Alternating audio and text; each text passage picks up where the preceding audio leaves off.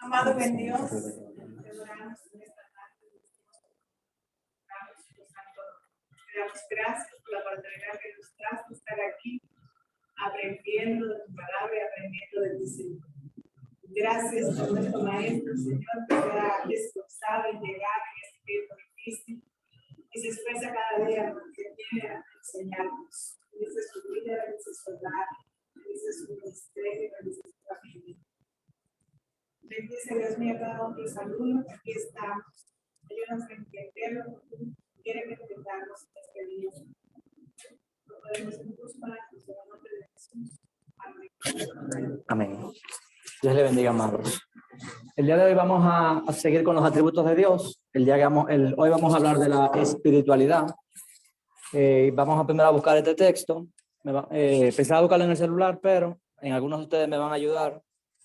El primero es Éxodo capítulo 20, versículo, bueno, se lo tengo acá, versículo 4, que dice así: no te hagas ningún ídolo, ni nada que guarde semejanza con lo que hay arriba en el cielo, ni con lo que hay abajo en la tierra, ni con lo que hay en las aguas debajo de la tierra.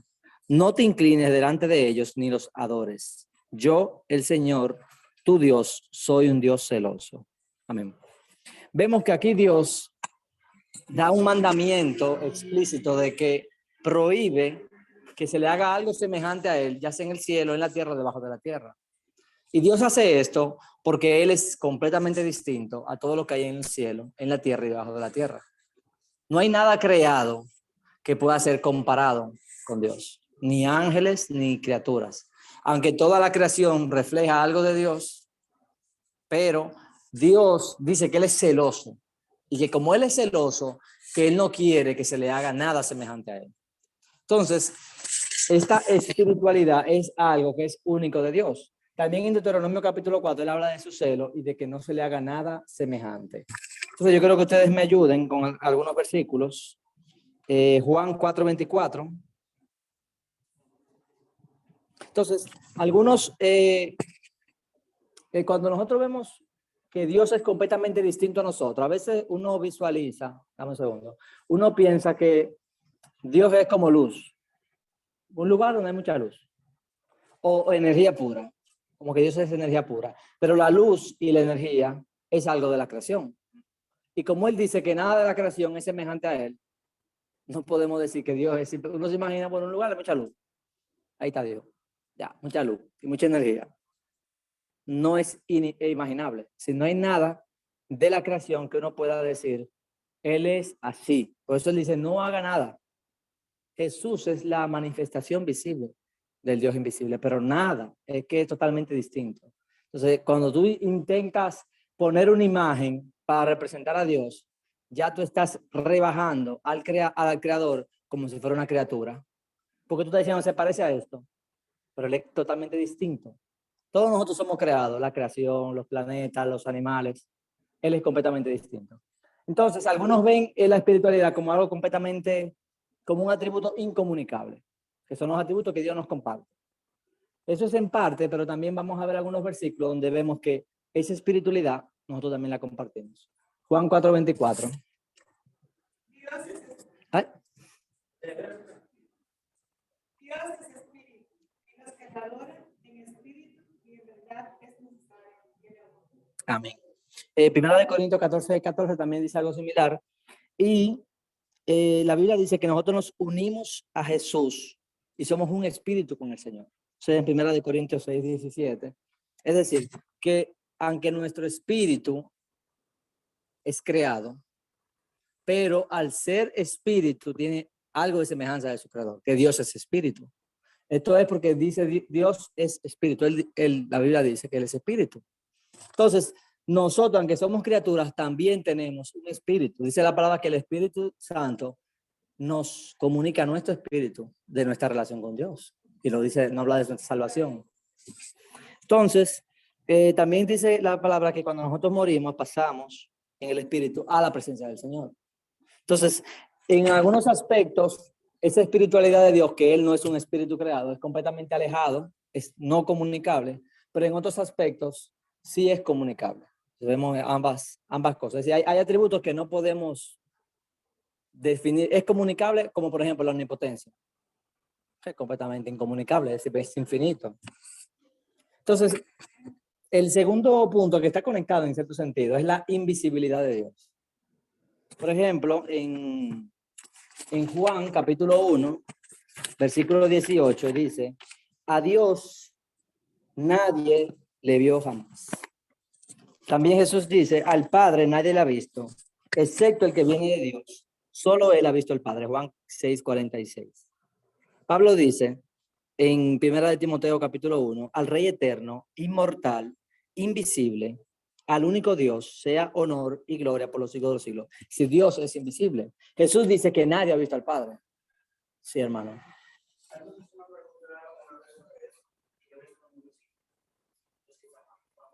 Moisés.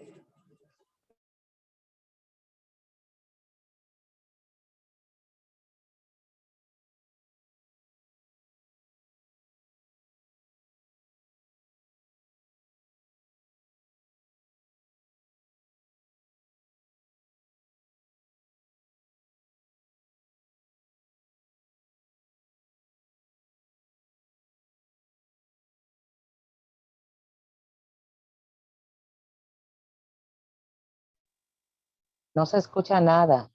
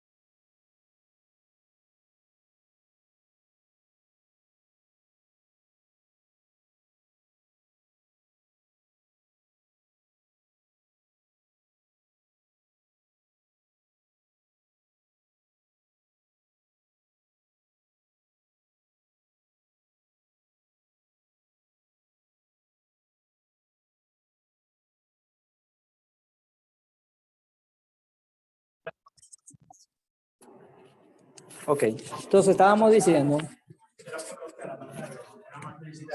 sí, estábamos diciendo que en el Antiguo Testamento se menciona que muchas personas vieron a Dios. Por ejemplo, en Éxodo capítulo 33.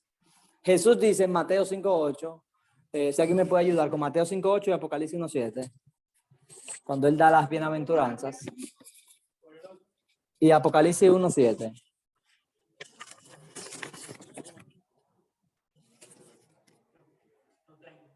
Ok. He aquí que vienen por las nubes y todo ojo le verá, y los que le traspasaron y todos los linajes de la tierra harán lamentaciones por él. Sí, amén. Amén. Sí, ese es como dice la hermana Jesús. Bienaventurados los de limpio corazón, porque ellos verán. Amén. Entonces, algunas personas ven esos versículos como que Jesús dice, y dicen, sí, vamos a ver a Dios. Pero como la Biblia dice que su grandeza es insondable, Dios siempre va a ser infinito. Y nosotros seremos semejantes a los ángeles, dice la palabra. Entonces, yo soy de los que creo que nunca vamos a ver plenamente al Padre. Sí. Cuando ustedes ven, vamos a ver, por ejemplo, estos versículos de Apocalipsis. Apocalipsis, capítulo 1, versículo 4, y una persona que busca Apocalipsis 4, versículo 2 al 5. Pura va a buscar Apocalipsis 1 al 4. 1, 4. Y tú buscas Apocalipsis 4, 2.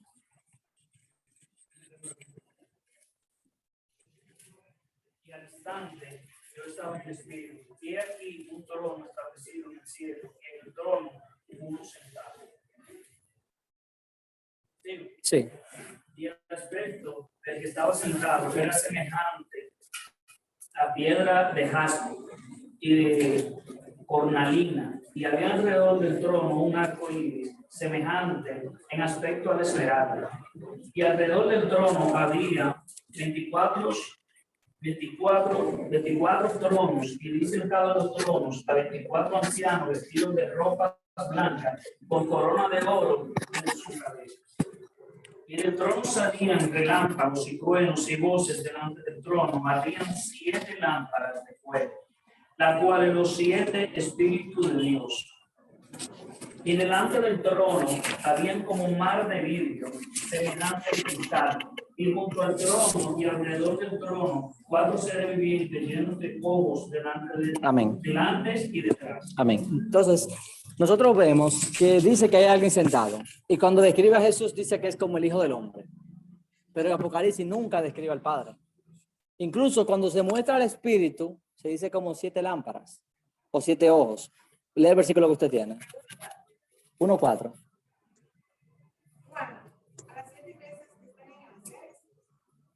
Ajá.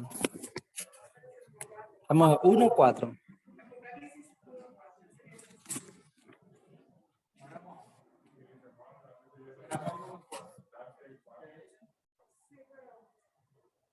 Dice, gracia y paz a vosotros del que es, del que era y del que ha de venir, y de los 7 espíritus que están delante de su trono. ¿Quién es los 7 espíritus?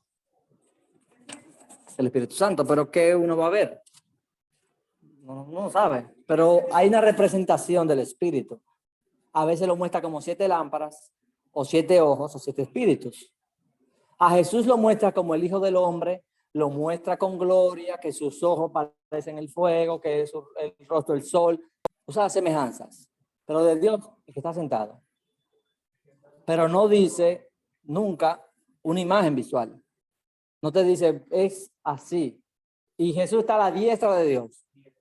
Y delante habían 7 lámparas. ¿Sí? Ok, estoy viendo algo que representa, pero el Espíritu Santo no son 7 lámparas, es una representación. Porque en una aparece como paloma, en otra aparece como un río de fuego, en Daniel. Siempre es algo distinto. Jesús va a ir a reinar. Jesús va a ir a reinar también. O sea, cuando va a reinar a la diestra del Padre. Y yo me imagino que a la diestra del Padre significa abajo del Padre. A la diestra significa el poder. Porque él va a ser más fuerte. Entonces Jesús está en el lugar de honor, en el lugar de poder. O sea, quien reina a Jesús no. Exactamente, porque él es la imagen visible del Dios invisible. Busca Apocalipsis 5, 6. Ajá. Y miré en medio del trono de los 4 seres vivientes y en medio de los ancianos estaba en pie un cordero como inmolado. Exacto. Que tenía 7 cuernos y 7 ojos, los cuales son los 7 espíritus de Dios enviados por toda la tierra. Es una representación del Hijo y del Espíritu, pero nunca se ve una representación de cómo es el Padre. Entonces, lo que se va a ver es a Jesús. Hay personas que dicen, bueno, Jesús dice que vamos a ver a Dios. Claro, vamos a verlo mucho más de lo que podemos verlo ahora. pero Él es infinito. Entonces, por medio de Jesús, Él se muestra. Si tú ves incluso en el Antiguo Testamento, estaba la nube y estaba el ángel de Jehová.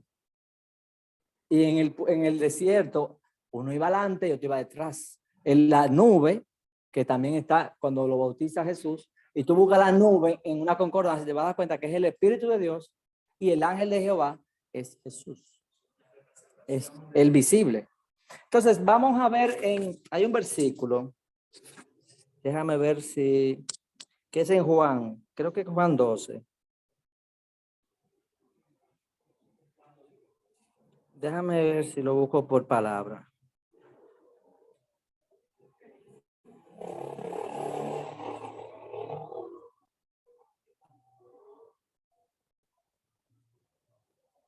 Exacto, Juan 12:41. Sí, voy a leer desde un poco atrás. Dice, pero a pesar de que había hecho tantas señales delante de ellos, no creían en él, para que se cumpliese la palabra del profeta Isaías, que dijo, Señor, ¿quién ha creído a nuestro anuncio? ¿Y sobre quién se ha revelado el brazo del Señor? El poder de Jehová, ese es Isaías 53:1. Es decir, cuando él habla del sacrificio de Cristo, habla del poder de Jehová que se manifestó en la cruz. Pero por esto no podían creer, porque también dijo Isaías, cegó los ojos de ellos y endureció su corazón para que no vean con los ojos y entiendan con el corazón y se conviertan. Isaías dijo esto cuando vio su gloria y habló acerca de él. Él está diciendo, ellos no creyeron en Jesús, pero ya Isaías lo dijo. ¿Cuándo él lo dijo? Cuando él vio la gloria de Jesús, dice Isaías. Pero al texto que se está refiriendo Isaías es a Isaías capítulo. Juan se está refiriendo a Isaías capítulo 6. Que cuando Juan lo vio, dice el texto que él vio a Jehová. Pero Juan capítulo 12 dice que él vio la gloria de Jesús. Es decir, que la manifestación visible que él vio, santo, santo, santo, él estaba viendo al Padre, pero como dice Jesús, el que ve al Hijo ve al Padre. Porque Dios mismo dice, no me verá criatura y vivirá. No me puede ver plenamente. Entonces le dice a Moisés, me verá la espalda, que creo que la palabra es como cadera, la original. Me verá entre una peña y te voy a tapar y va a ser la espalda. Es decir, te está dando idea de que te está tapando y que tú no estás viendo el total. Porque si tú lo que ves una espalda y lo ves entre una rejilla y te está tapando, pero lo vio. Cara a cara es una simbolización, porque cara a cara, face to face. Y aún así, viéndolo de esa manera reducida, el hombre estaba brillando. El hombre estaba resplandecido. Jehová, Jehová, santo, misericordioso, piadoso. Sí. Entonces le dice a Felipe le dice, muéstrame al Padre Novata. Y el mismo Jesús le dice, tanto tiempo conmigo y aún no me conoce. Amén. Entonces, no puede ser visto, pero en alguna manera Dios va a permitir que veamos, pero no la plenitud. Yo soy de esa posición, que no creo que vamos a ver plenamente al Padre. Entonces, el Salmo 17 dice, esto es lo que se llama la visión beatífica, que es una visión que nos hace bienaventurados. Cuando nosotros veamos a Dios, esa será la mayor dicha. Y dice Salmo 17, en cuanto a mí, veré tu rostro en justicia. Estaré satisfecho cuando despierte a tu semejanza. Todo eso está conectado bien. Entonces, repito el versículo.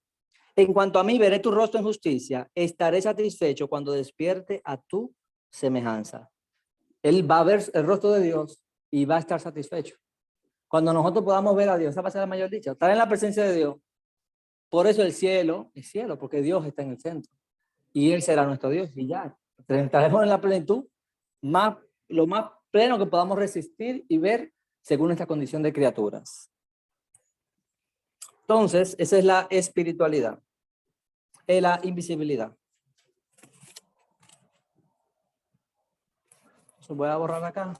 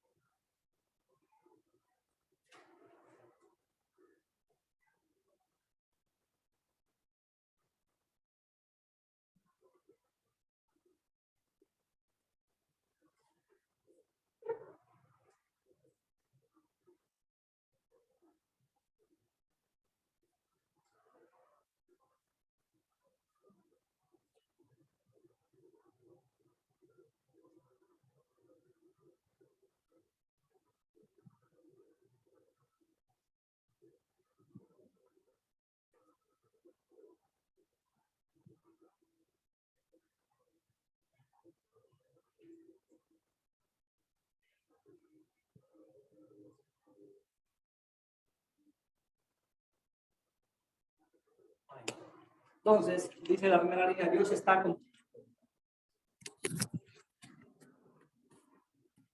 Dios está completamente apartado de su creación. Es decir, cuando decimos que Dios es santo, estamos diciendo que Él está apartado. Él está completamente en una categoría distinta de toda la creación.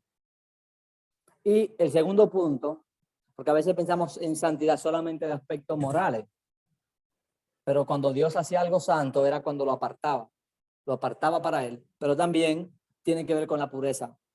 Entonces también dice, Dios es perfectamente santo, sin pecado y opuesto a toda impureza.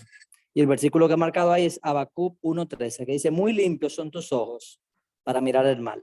Entonces hay que considerar ambos aspectos cuando hablamos de la santidad de Dios. Dios está completamente apartado de su creación y Él es completamente puro, moralmente hablando, completamente. Entonces yo quiero que ustedes, les voy a decir una palabra y ustedes me van a decir su opuesto. Si yo digo, por ejemplo, luz, ¿qué sería lo opuesto de la luz? Y lo opuesto de lo bueno. Y lo opuesto de Dios. Ok. Lo opuesto de luz es oscuridad, porque la ausencia de luz es oscuridad. Pero Satanás no es Dios infinito en maldad. Satanás es una criatura. Satanás ni siquiera es rival para Dios. Para decir que Satanás es opuesto de Dios, tendría que ser igual en inmensidad, pero negativo, malo, pero no es así. Entonces, es importante saber que Él no tiene opuesto, porque es una criatura que es ni una mosca para Dios. Para Dios no hay rival, Él no conoce fuerte. Es algo totalmente inimaginable. Entonces, a veces ponen en Facebook una foto de Jesús y una foto de Satanás. Y lo ponen de que, like, si tú eres Team Jesús y si tú no compartes. Por Dios. Como que es lo mismo, están ahí luchando. Es como un yin yang. 50-50, bueno y malo, ¿no?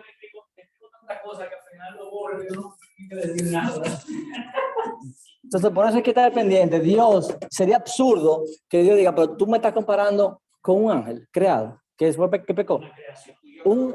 Algo insignificante. Yo tengo millones y millones, lo puedo convertir en pan con mantequilla si yo quiero ahora mismo, me lo como. Sí, es algo en nada. Entonces, comparar a Dios con un ángel, porque uno dice, bueno, ese es el principal enemigo, es enemigo, pero no es rival. Es con un soplo que lo va a matar. Él destruirá al impío, como dijo Isaías, con un soplo. Ya, no es que él va a estar, ¿y cómo es que lo vamos a matar al final? ¿No? Y lo va a castigar eternamente, y eso no es nada. Y eso está hecho, ya eso es así. Por eso Dios lo escribe. Y Satanás puede leer Apocalipsis. No hay forma de zafarse de ese juicio. Así es nuestro Dios. Entonces, la santidad de Dios también está conectado con esa misericordia de Dios, porque en el tabernáculo se hacía un sacrificio que demandaba la justicia de Dios. Esa santidad de Dios, que Dios aborrece completamente el mal, la paga del pecado era la muerte. Entonces, cuando uno ve que Dios manda a matar una nación entera, que creo que solamente pasa una sola vez en las Escrituras, pero niños y todo el mundo, o cuando tú dices, pero quemó a Sodoma, que no había ni 5, bueno, pero si uno no tiene en tanto la santidad de Dios, que Dios aborrece con todo su ser el pecado, uno no lo entiende.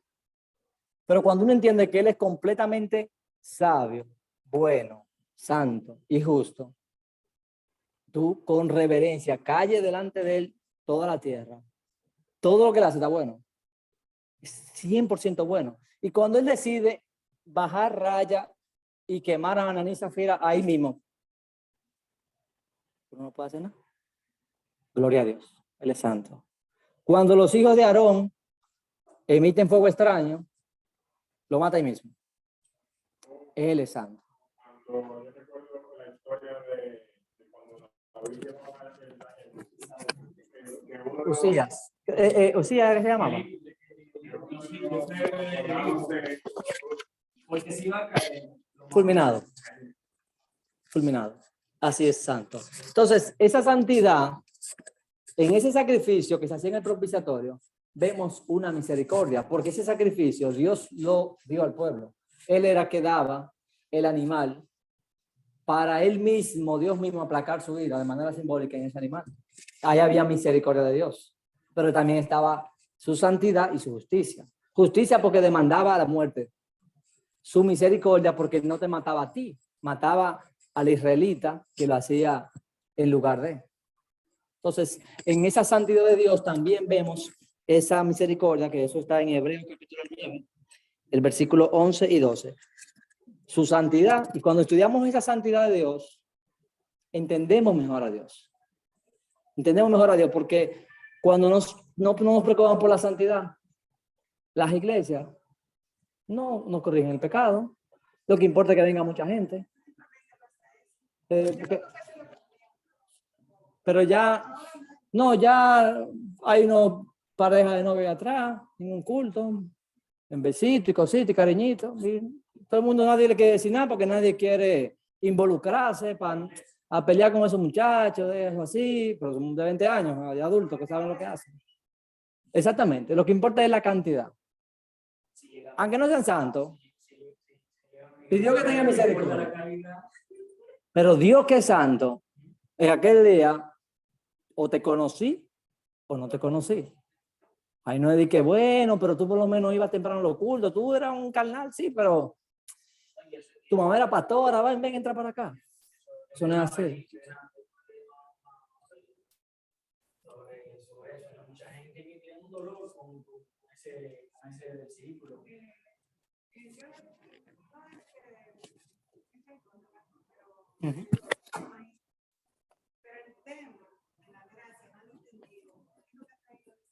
Exacto.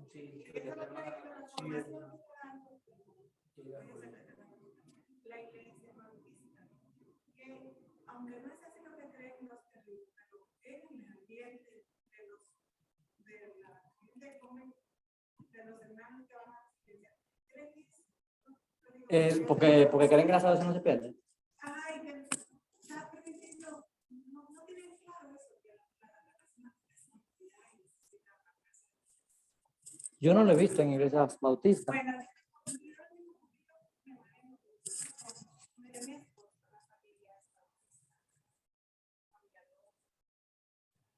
Ok. Bueno, porque a nivel doctrinal, ellos dicen que el que no vive en santidad,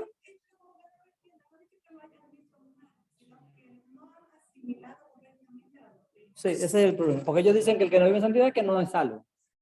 No, eso es lo que ellos dicen. Pero una doctrina mal manejada, y también en nosotros nos pasa que enfatizamos tanto la gracia, la salvación no es por obra, la salvación no es por gracia, y ellos enfatizan más la gracia realmente. Ellos enfatizan mucho más la gracia, lo que hace que uno se descuida. Sí. Porque como yo no me voy a perder, porque ya él me escogió.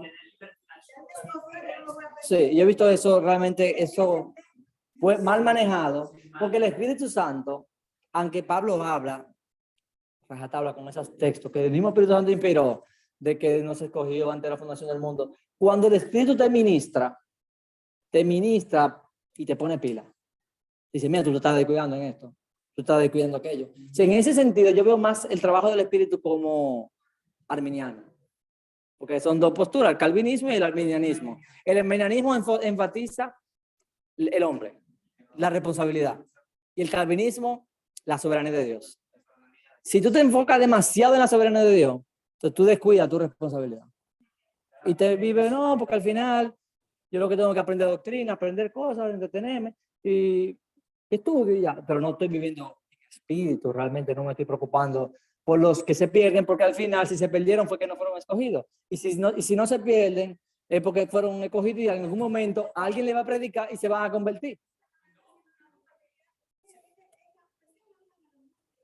Ajá. Ajá. ¿Sabes lo que me dijo?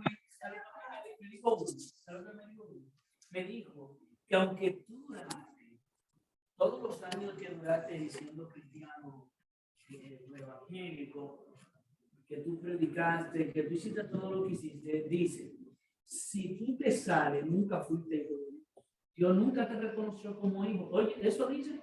Y yo le hice una pregunta que fue donde se trancó. Yo le digo, y entonces, ¿cómo Dios a una persona que nunca fue su hijo, como dice Juan 12, le dio, lo bautizó con el Espíritu Santo, le dio dones, le dio el fruto del Espíritu y entró para él? Quizás hubo personas que se salvaron a través de esa persona, se sanaron a través de esa persona y esa persona cae, se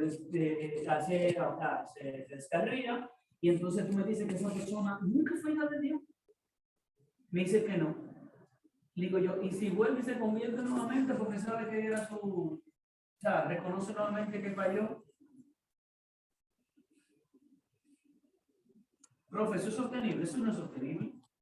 Repíteme, por favor. Esos son bautistas. Dice que si una persona, esto fue un debate, si una persona, por ejemplo, es cristiana, puede durar 15, 10 años, aunque el tiempo no dice que tú eres hijo de Dios, ni que eres algo, ni nada de eso. Pero hay una persona, por ejemplo, ¿verdad?, que se bautiza, bueno, en espíritu, en agua, en nueva criatura, Dios le da los dones del espíritu, los dones del arrepentimiento, Dios le da, obtiene dones para ministrar, por ejemplo, ¿verdad? O sea, si vamos a ponerse un predicador, Dios lo toma como un predicador. Ya, él tiene el Espíritu Santo de Dios, ha sido lleno con el Espíritu Santo de Dios y todo lo demás. Y el ganado alma, ha predicado. Entonces, esta persona se descarría. ¿Verdad que sí? Sí. Ellos dicen que nunca fueron hijos de Dios. Si se descarría y nunca vuelve. No, hasta ahí. Porque la otra parte, yo se lo puse. Pero oye lo que dice el bautista. Oye, pues yo conozco totalmente. Yo sé lo que ellos saben. Yo sé lo que ellos enseñan. El bautista dice que si una persona se descarría y nunca vuelve, nunca fue salvo. Eso es lo que dice el bautista. Nunca fue salvo, no. Porque él me decía, nunca fue hijo de Dios. Nunca fue salvo. Es lo mismo. Porque cuando tú eres salvo es cuando tú eres adoptado. Es un falso convertido, como el mago, el mago. Pero yo hago una pregunta. O sea, ese descarriado, ese descarrió. Es que ellos dicen que nunca estuvo en el carril. Y ellos utilizan un versículo que dice exactamente eso mismo. Que salieron de nosotros porque no eran de nosotros. Primera de Juan. Porque que no eran de nosotros. Pero, si tú estudias Hebreo capítulo 6, en Hebreo capítulo 6 dice que el que recibió el Espíritu Santo aprobó los poderes venideros, tuvo comunión con el Espíritu y luego se aparta. Puede llegar un momento en que nunca va a poder volver. Y dice que fue iluminado. Para el bautista, ellos dicen que iluminado significa, por ejemplo, cuando Jesús sanó a los 10 y uno se devolvió en agradecimiento, los otros 9 fueron iluminados. Es decir, vieron algo de Dios, pero no se convirtieron. Pero el mismo libro de Hebreo utiliza la palabra iluminado, la misma palabra en griego, en otro lugar, y se traduce como iluminado, refiriéndose a los destinatarios de la carta. Es decir, ustedes fueron iluminados. Entonces, cuando él la vuelve a utilizar, entonces son gente que realmente recibieron el Espíritu Santo, recibieron el poder del cielo, transformación. Y yo he escuchado varios mensajes de Hebreos capítulo 6, de los bautistas, y ninguno lo expone como dice el texto. ¿Y por qué? Porque le choca, porque ellos dicen, no, que no puede haber pérdida de salvación. Yo creo que en la Escritura sí está la pérdida de la salvación. Ahora, ¿cómo yo lo veo? En Romanos, Yo veo la salvación, yo veo la salvación en dos planos. La salvación desde el punto de vista de Dios, conoce al Señor los que son suyos y apártese de iniquidad todo aquel que invoca el nombre de Cristo. Es decir, la responsabilidad tuya, apártate de iniquidad, la grandeza, omnisciencia, sabiduría, poder, Dios escoge, todo eso es de Dios. Es insondable. Conoce al Señor los que son suyos, Él sabe los que son suyos. Pero tú, apártate de iniquidad y vive en santidad. ¿Tú ves? Entonces, desde el punto de vista divino, la salvación no se pierde, porque Él los escogió antes de la fundación del mundo. Pero, ¿qué dice Pablo? Para que ustedes estén seguros de la salvación, perseveren hasta el final. Esa es la salvación, perseverar. La salvación no es años en el Evangelio, no es ministerios que yo enseño, que yo predico, que yo he hecho testimonio, no. Es permanecer. Entonces, desde el punto de vista humano, si tú no permaneces, tú no tienes ninguna certeza. Porque Dios es inmutable. O es blanco o es negro. Sin mancha nadie va a entrar. Y sin paz nadie va a entrar. No es que Dios al final, no. O es blanco o es negro. O es luz o es oscuridad. Entonces, ya no hay condenación para aquellos que están en el espíritu, que no andan conforme a la carne. O sea, se pierde si andas conforme a la carne. Aunque tú te convertiste. y Pedro también habla de personas que entraron a la luz y luego se apartan. Y Jesús también habla de eso, del puerco que vuelve. Porque fue limpiado. Fue limpiado. Recibió el espíritu. La salvación no se pierde en qué aspecto. Que la salvación no se pierde en qué aspecto. Podría tal vez La usarse. salvación, Dios no hace que se pierda, Dios siempre la mantiene ahí. Ahora, Lo que la desde el punto de vista de Dios, nunca se pierde. Exacto. Porque Dios no está adivinando. Dios no está adivinando. Eso sí, porque ya está. Él sabe lo que son escogidos. Y eso uno no entiende eso como escogido. Uno no lo entiende. Pero cuando uno se enfoca demasiado en esa soberanía, se descuida. ¿Cómo entonces podemos aplicarlo a la doctrina de ellos que dicen salvo su pesado? Ellos lo que quieren es decir que si realmente el Padre te eligió antes de la fundación del mundo, en algún momento tú, por el llamado del Espíritu, el Espíritu te va a llevar, alguien te va a predicar el Evangelio, como dice Romano, nadie cree si no se le predica el Evangelio. Y tú vas a ser movido con un llamado irresistible. Y tú vas a creer en algún momento de tu vida y vas a perseverar porque el Espíritu te va a ayudar a perseverar. Que también esa es una doctrina con la que yo tengo dificultad. Porque ellos dicen que tú no puedes rechazar ese llamado irresistible. Pero entonces Jesús dice, no rechacéis al Espíritu, no endurezcáis vuestros corazones. Y lo dicen en el Antiguo y lo dicen en el Nuevo Testamento. Entonces, yo aprendo muchísimo con los bautistas. Realmente tienen muchísimas cosas buenísimas. Pero en esos puntos, y la mayoría de los pastores en Estados Unidos que estudiaron en el Instituto Calvinista, en esos puntos se llama expiación limitada, la mayoría dicen, no, eso ahí, algunos son 3 puntos o 4 puntos calvinistas.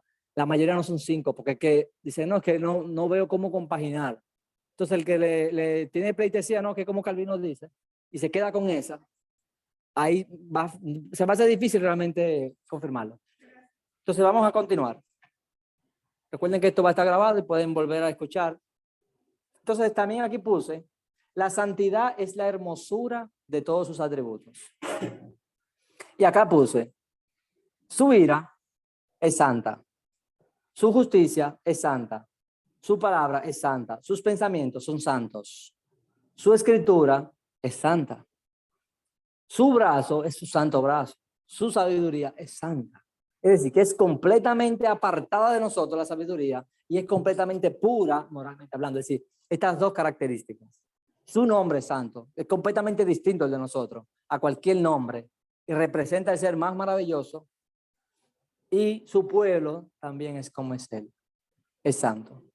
Entonces, acá puse santo, pero obviamente cada palabra se va a ajustar dependiendo de su pueblo. Es santo. Así ustedes lo ponen y eso es lo que quiero decir con esto. Le voy a tirar una foto para luego tirarlo al grupo, que en la cámara no se visualiza.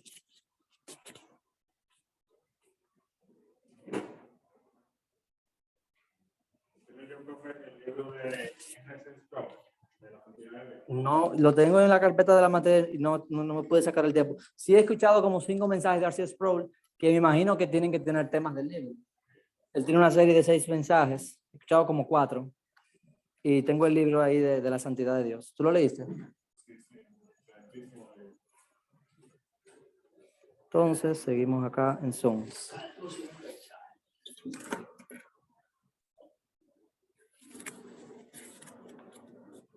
Ok, vamos a borrar.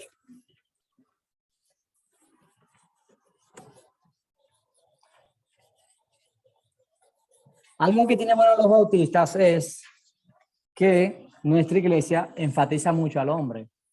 Cuando hacen una actividad, ponen un póster que son parece querubines, que van a la... Y el título, lo que importa, reverendo, no sé qué sé yo cuánto. No dicen hermano, no dicen hijo de Dios, que realmente son los mayores títulos. ¿Qué nombre más grande que eso? Pero es como, ya le hemos cambiado el significado a lo que significa apóstol, a lo que significa siervo. Entonces, lamentablemente, ahí en ese aspecto los bautistas realmente enfatizan a Dios.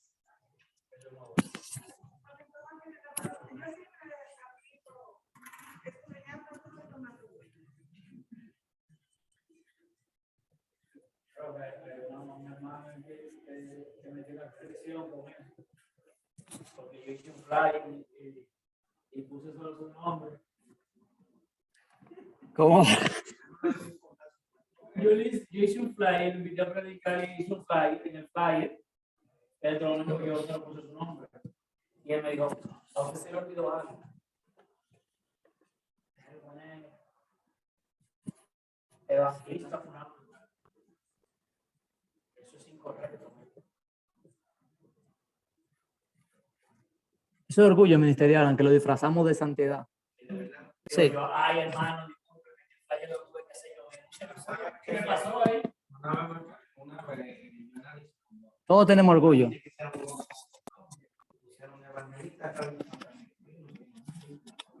No, yo no tengo problema. Mucha gente lo pone. Hay que ir a predicar.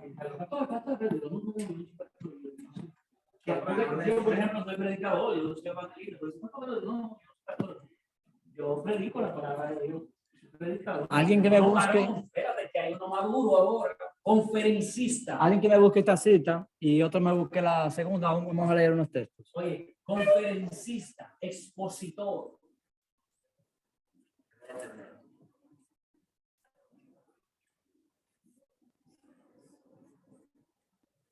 Hay un amigo que es conferencista.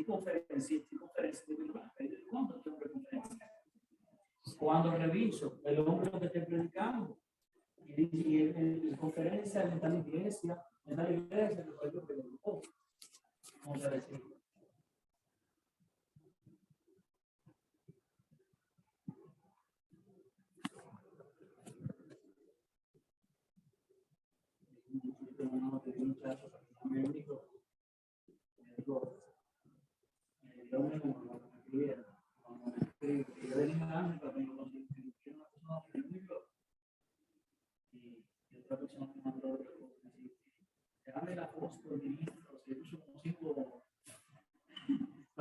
Está como Trujillo. Claro, después lo último fue que me dijo el nombre. Yo lo tengo por ahí. No, era apóstol, ministro, yo qué más. ¿Y por qué no dicen, Fulano de tal? señor, por qué no dicen maestro? Yo soy el limpiador de la iglesia que van a cubrir.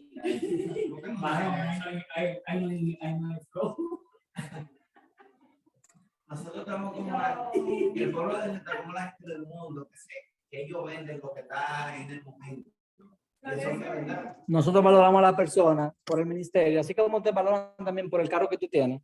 Tú llegaste a un carro, está bendecido. Si llegaste a un carro viejo, no está bendecido. Así mismo, si este es ministro o pastor, la gente ya lo tiene como un gran título. Oh, pastor. Eso es en carne. Eso es carne. Y todos tenemos que luchar con eso.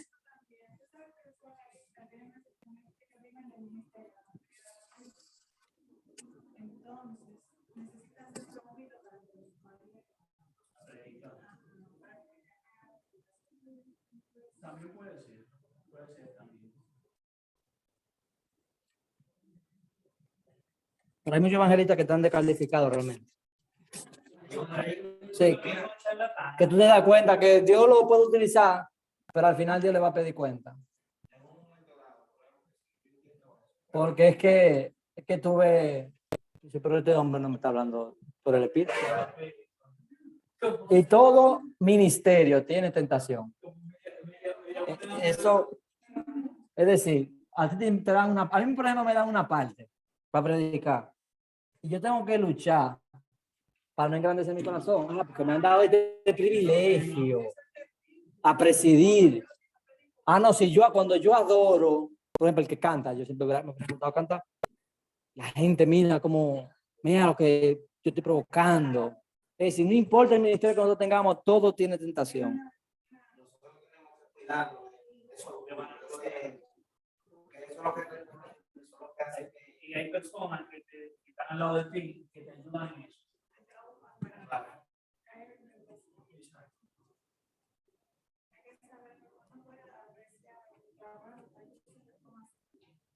Hay personas que tú ves que te dicen, wow, qué bueno, qué bien, qué buen mensaje. Pero hay personas que tú sientes que tú sabes, hay personas como que te tratan de alimentar tu orgullo, tu ego, como eso. Y eso es malo, eso es feo. Yo te puedo decir, por ejemplo, no, el profesor bueno.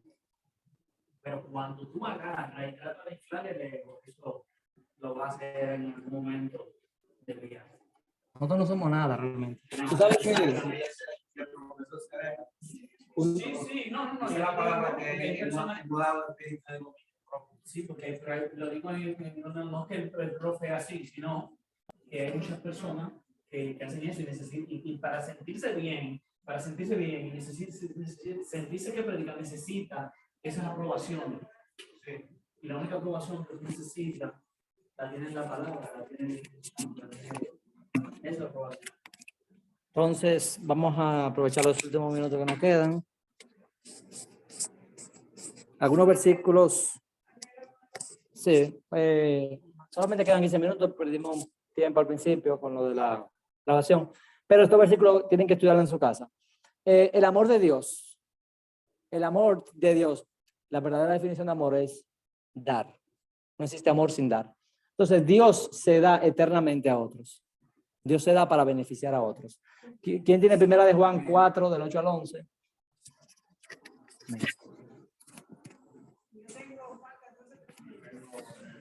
que no ama no ha conocido a Dios porque Dios es amor. En esto se mostró el amor de Dios para con nosotros. El que Dios envió a su Hijo unigénito al mundo para que vivamos por él.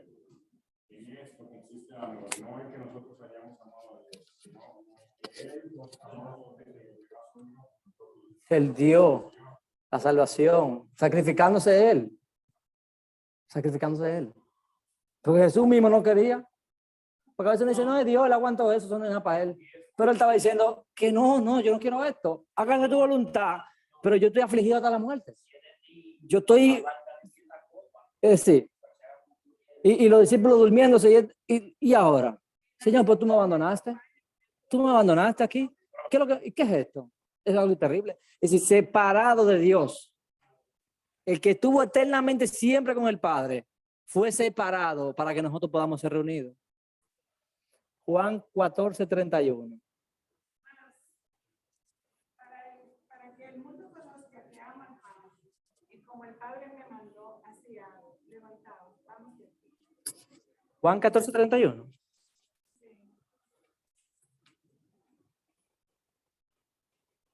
A ver.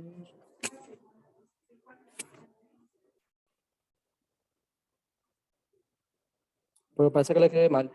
Juan 17:24. 14:31. Vamos a ver.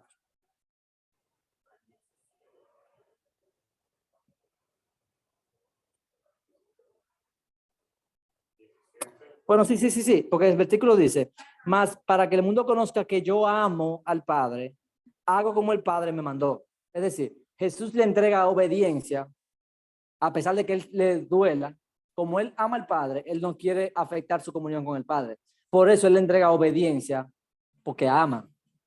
Sí, lea el texto. El 17:24. Padre, aquellos que me has dado, quiero que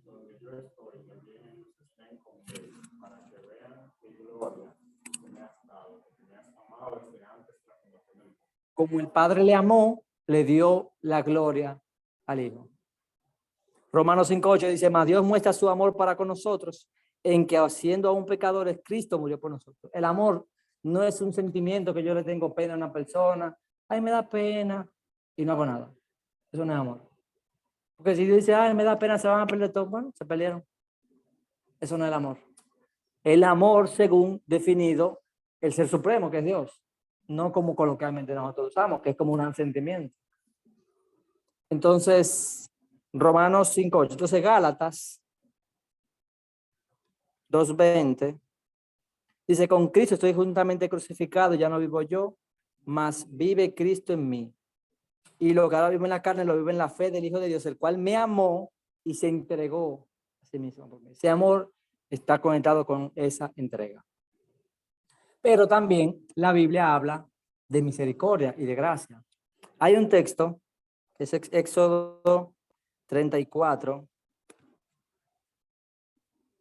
6, que dice, y pasando Jehová por delante de él, proclamó, Jehová, Jehová, fuerte, misericordioso y piadoso. O sea, la misericordia, tardo para la ira, es la paciencia de Dios.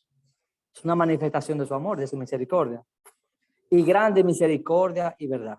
Es decir, Dios tiene misericordia, Dios tiene amor, es grande en amor, tiene paciencia, pero son, aunque están relacionados, no son iguales. La misericordia es la manifestación de esa bondad, viendo a la criatura como una criatura necesitada, como una criatura que el Señor se mueve sus entrañas, dice, de manera, y es movido a misericordia. Pero la gracia enfatiza que la persona no merece lo que recibe. La misericordia es mostrar bondad a los afligidos y a los angustiados. Hay unos versículos para que ustedes lo estudien. Pero la gracia es la bondad de Dios hacia los que merecen solo castigo. Por ejemplo, Romanos, vamos a buscar acá Romanos 3:23.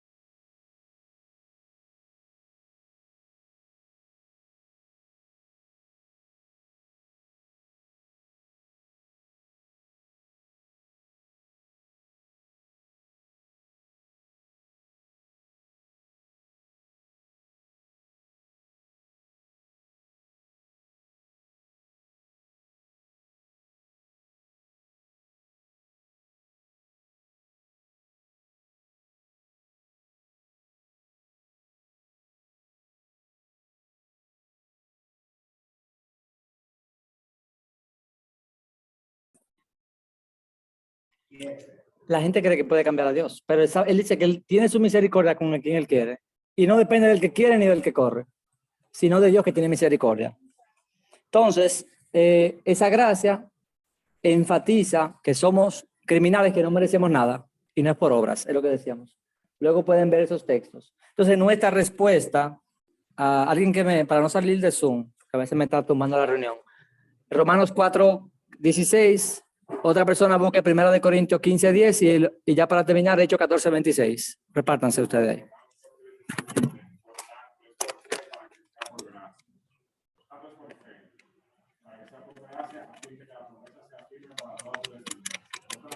Amén. Amén. Es por fe para que sea por gracia. La fe, a veces nosotros hacemos de la fe una obra.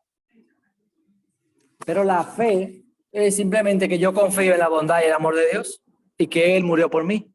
La fe es poner mi confianza no en mí, no en mis obras, no en lo que yo hago, sino en lo que Él hizo y en lo que Él continuamente hace. Entonces, por eso nuestra respuesta a esa gracia de Dios es la fe, es confiar en Él. A veces decimos, no, porque si yo tengo fe, tengo que ser salvo, porque Dios me tiene que salvar obligado. La fe no es una obra, porque si es fe, no puede ser obra.